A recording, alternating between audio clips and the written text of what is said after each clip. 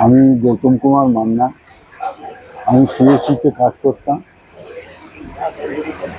আমার রিটায়ার হয়ে গেছি 2025 ডিসেম্বরে। আর আমি 93 থেকে বিদ্যাপতি গিরির কাছে আমি এলআইসি করেছি। আমার 3টে এলআইসি চলছিল।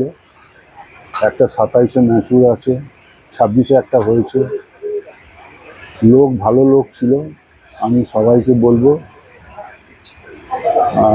সিএসসিতে যারা আছে তাদেরকে বলবো আমি বিদ্যাপতির কাছে পলিসি করি। খুব ভালো লোক আছে, গুড বয়, 1 নম্বর লোক আছে। ও কোনো কিছু অন্যরকম সিস্টেম নেই ওনার কাছে, যেটা বলবে সেটাই করে দেখাবে। আমি বলবো সবাইকে, বাইরেও যারা আছেন তাদেরকেও বলবো বিদ্যাপতি গিরির কাছে পলিসি করুন। এই বলে আমি শেষ করছি। নমস্কার।